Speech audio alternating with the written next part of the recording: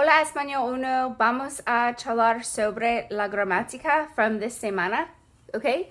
So hoy vamos a charlar sobre dos cosas, ¿sí? The first one is describing people using dor or ista. This información es en página 335 en el libro, ¿sí? Yo tengo los apuntes aquí for you, okay? So, amigos, básicamente vamos a charlar, bien? So, I hope that you can see this.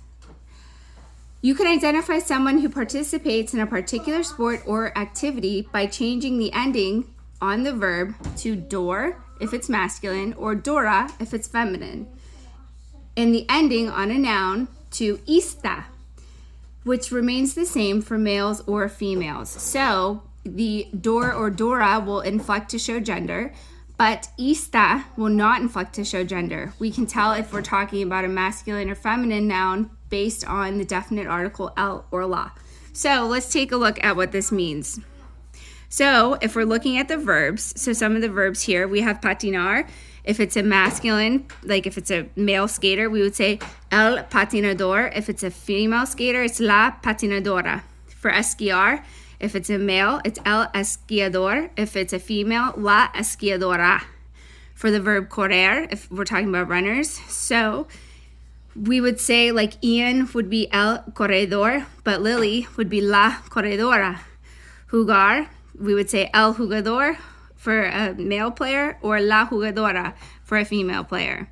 Let's take a look at what this looks like when we are referring to nouns. So we have el tenis, which is the noun.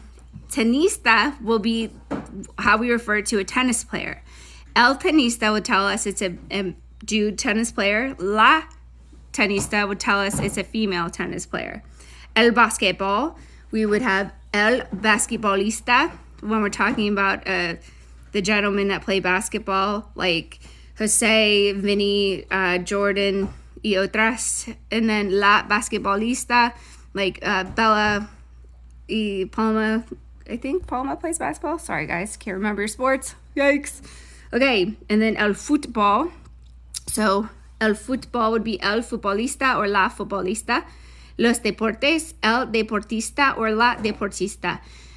Something to note, por favor, accent marks mainly on your nouns. So an accent mark on the noun is not going to be used on the newly formed word when we add these endings. So we have basketball. We would not include the accent on that when we say el basquetbolista or la basquetbolista. So you have optional practice. So your optional practice is on página 336, actividad 26.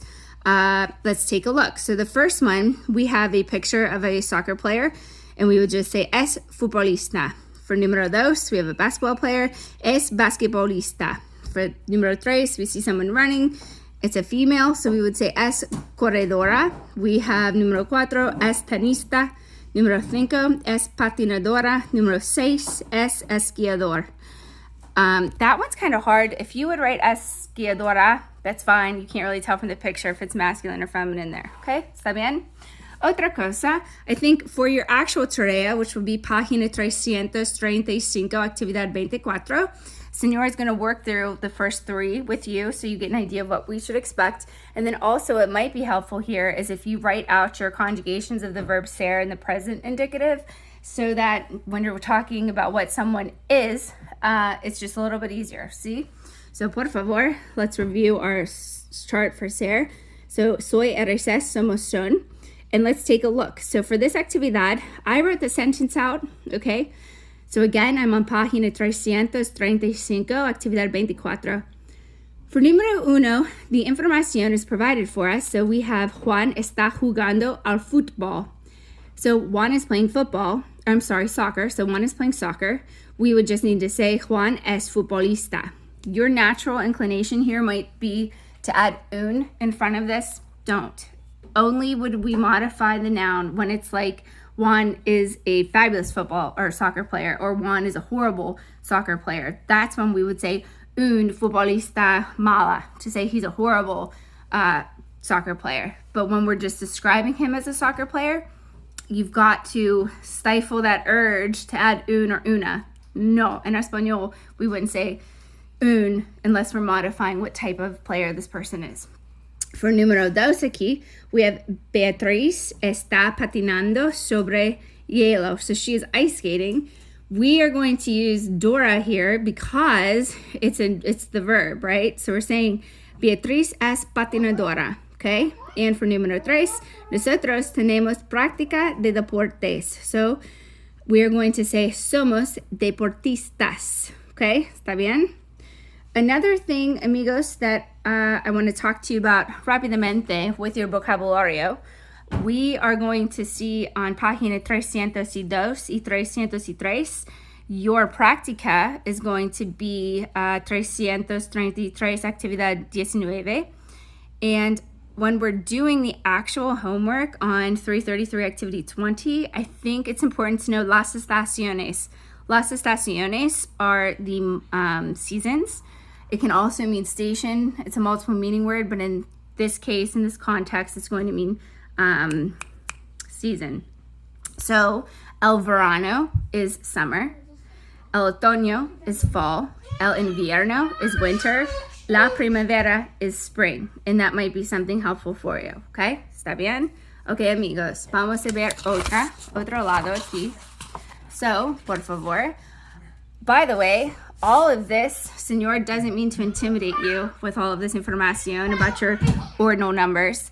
However, it's listed for you in the vocabulary section. So on página 333, it's written there for you, okay? But the only thing that it does is give you the masculine singular form of these. These are going to inflect in number and gender to agree with the noun they modify. So basically, they will have 4 forms. You'll have masculine singular, masculine plural, feminine singular, feminine plural for all of these. El libro de texto goes through 1 through 10 in the ordinal numbers. It's the most commonly used. The otras cosas. Señor is going to show you a whole lot here. Take a deep breath. Do you have to copy it down? No. Might it be helpful? En mi opinión, sí. Okay? So these notes, amigos, are coming from el libro. Bien. We are going to talk about la información en página 337. So, ordinal numbers, what are they? They're the like first, or second, or third, or fourth, or fifth. So, this is how we say them in español. Ordinal numbers are used to place things in order. In Spanish, only the first 10 ordinal numbers are the most often used. They will follow the definite articles, el, la, los, or las, and they precede the nouns. So if we want to say that he is the first runner, we would say él es el primer corredor, okay? But we'll get into that. Otra cosa. So they are going to agree in number and gender with the nouns that they modify. And also, when primero and tercero, so if we want to say first or third, when they come before a singular masculine noun, they drop the O, okay? So we would say buenos dias, right? But we would say buen dia, okay? In this ejemplo, we would say primer or tercer, okay? So, Señora has this all written out for you. Do you have to write it all out? No, but I do need to call this to your attention, okay? So, if we take a look here, first, we have primero or primeros, primera or primeras. I want you to take a look here. Señora used a marker to write these out, and I want you to note that's not a degree sign next to that one. So in English, you know how we have that little ST to say first? We would do just an O to say first when we're modifying a singular masculine noun, and that's all the way through. So if we want to say second and it's a masculine singular, that's 2 with a tiny little 0. If we want to say third, it's 3 with a tiny little 0 when we're talking about a masculine singular noun. Fourth would be 4 with a little 0 if it's masculine singular, so cuatro would be 4 with the 0. Quinto would be 5 with the 0. Sexto would be 6 with the 0. Septimo, and that's an accent on the E. 7 with the 0. Octavo, 8 with the 0. Noveno, 9 with the 0. Decimo, 10 with the 0. Your little letras, like the little ST or ND in English, second to with the ND, that's going to inflect a number and gender as well. So for example, if we're looking at primeros and we're talking about masculine plural, that's one with an OS. If we're talking about feminine singular, the abbreviation is one with an A. Primeras, if it's feminine plural, one with the AS, okay? So on and so forth. So, amigos, if we take a look, your opcional practice for this is going to be página 339, ejercicio 22. Senora gave you the información aquí. So basically, you're looking at a chart of soccer teams, and you're going to rank them.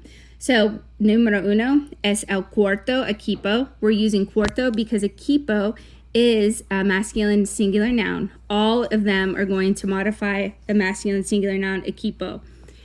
I'm getting this information from the table, so it's actually numbered 1, 2, 3, 4, up through 10, so on and so forth. Número dos, the respuesta would be es el séptimo equipo. The next one es el tercer equipo. Número 4 es el quinto equipo. Número 5 es el décimo equipo. Número 6 es el octavo equipo. Número 7 es el segundo equipo. Your tarea, Senor's going to help work through a couple of these with you. I'm going to give you 1 through 5. I believe there are 10. So we're cutting the difference here, people. Okay, está bien? So your tarea for this week. Where are we? Lo siento, amigos. We are going to be on página 337, actividad 28. So básicamente, you are looking at a list of runners, and we want to know how they've all placed. What I prefer that you do is give me that little abbreviation and then write it out. So for número uno, this person is a gentleman that es el sexto. So it's 6 with that O. Número dos, séptima. I know it's a female, and so it's 7 with that A. And then número 3, that person placed 9th, so we'd say noveno. That's 9 with an O. Número 4, octava. That's 8 with an A written about next to it. And número 5, tercer. So that's 3 with the letter O in front of it. Sorry, I didn't realize you couldn't see that.